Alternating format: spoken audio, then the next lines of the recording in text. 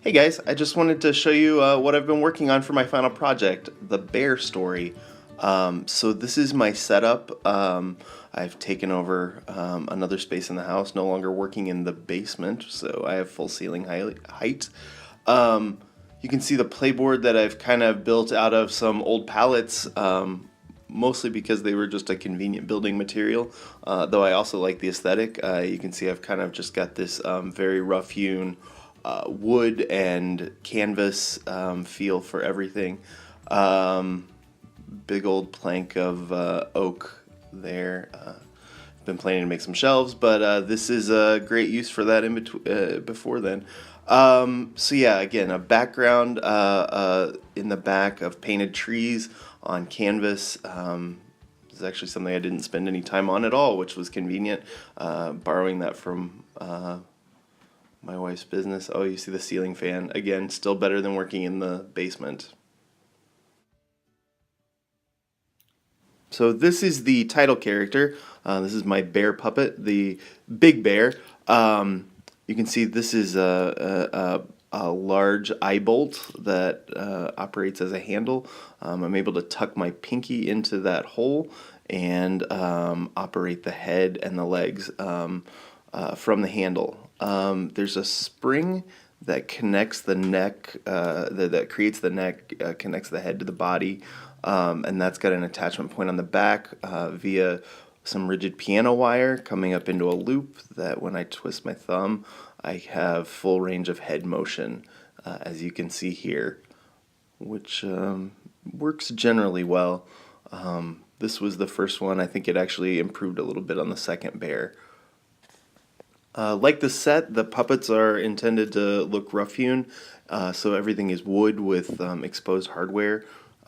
Instead of doing a paint treatment, I've actually just finished this with a little bit of Danish oil to bring out the grain and some variation in the wood. So here you can kind of see how the joints are put together. Really simple nails, nails and holes, and actually those are like tongue depressors to make the joints with the wood leg pieces. It's really just almost like a marionette construction almost. You can see here how everything is strung, similar to a marionette. That's a heavyweight jewelry cord, and you can see when you pull that lever, you get a walking motion. And when you pull on either side, you can get both sides walking. The legs are strung in opposition. You can see a little bit how he's walking. I think I got better at the jointing also in the second version of the bear. Yeah,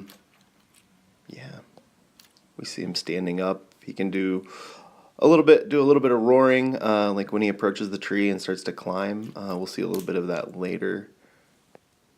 I also need to improve my skills of puppeteering these guys. He can sit, lie down, as you see. I'm not really sure how to classify these puppets. I mean, I think they still qualify as hand puppets, obviously, controlled by the hand. Hands are visible. They're a little bit bunraku, a little bit marionette, just kind of a hybrid. If anybody knows or has a way they would classify these, let me know. So this is the second bear puppet. This is Little Bear. He is almost identical to Big Bear. You can see them in scale to each other there. I kind of wish there would have been a little bit more of a scale shift, but these were the materials available, and I think if I went too much smaller or larger in either direction, they would have been a little more difficult to use. So again, you can see how these guys function. I don't know if I talked about it earlier. Those are rubber bands to create the tendons and the spring back motion. This one hasn't been strung yet. I got to get that tonight. But you can, in some ways, it makes it easier to see. What else? That's plumber's epoxy, by the way, connecting a it's basically just a brake cable housing for a bike that the piano wire runs through. So just attaching that there and giving a little bit of structure. But this is Little Bear. And last but not least, we have the boy puppet. He's a different style than the bears, still in the same aesthetic, the wooden exposed hardware. Um, those are elastic loops to hold him to my fingers, and you'll see how that works in a little bit. A long piece of wood in the center that's a rigid torso, beads to create the arms. Those are strung on elastic to give some stretch there. Little, not really carved, but wood construction hands, feet, all of that. Um, the same marionette style jointing on the legs. Um, and those are things that the legs are something I need to work on, and you'll see how that functions in a second. But uh, right now they're strung to be controlled from the back. It's causing some problems, and if anyone has some suggestions, let me know. But you see these loops here that I can control each leg separately, just doing kind of a lifting, kicking motion depending on the position he's in. The problem is that those tend to get stuck on each other. I think you can even see some of that as he's walking along there. Again, I got to get better at functioning with him. I don't know. I'm considering removing those strings entirely and just kind of using my other hand or tapping or just the motion and the sway to get walking. But I'm not committed to that yet. So here you can see how the elastic loops go on my fingers and how he operates. Again, ideally I'd be able to control those loops for the legs with one hand. Yeah, so this is kind of taking the idea of almost of a glove puppet, but taking the hand outside the body, but still controlling head with your index finger and using thumb and middle finger for the hands.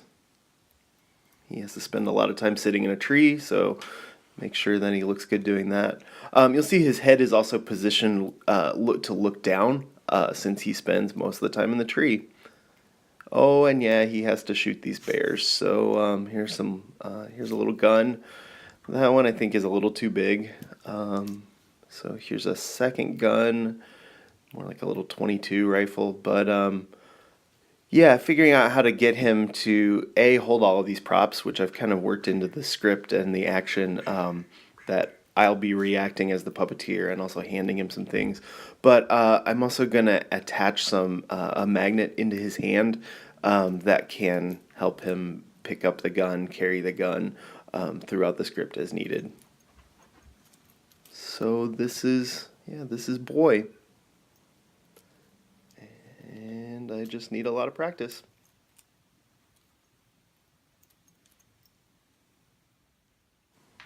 And this clip just shows how I look in relation to the playboard and to talk about some things, how they're going to work. This is the tree.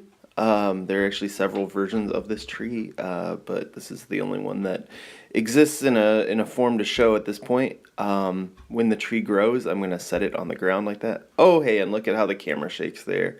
Yeah, I've been working on a concrete floor in the basement, so I'm going to have to get used to my movements shaking the camera. So I'll pad the base of my tripod a little bit to avoid that, but that was a lesson. So you can see here a little bit of the climbing and how that's going to work a little bit. My hope is still to be the single puppeteer on this, but I'm working on it. You can see how he can perch in these little simple dowel limbs. And then we've got Bear coming up to climb the tree after him. It's a little bit of an illusion to make that work because he's basically just do the walking motion with only one side, and that kind of looks like he's climbing there. and we can see I can operate both of the puppets at once. We can get, here's some climbing both together.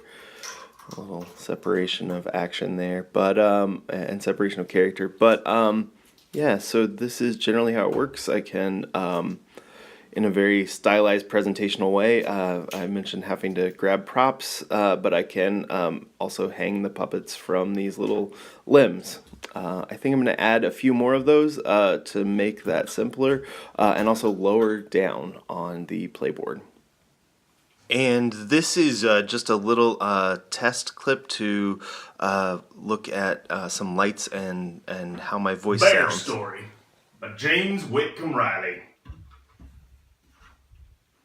Well, once, there's a little boy went out to shoot a bear. So he went out, way out in the middle of the great big woods he did. And he was going along, and going along, and pretty soon, he heard something go, woo! It's that way. Woo, woo! When he was scared, he was.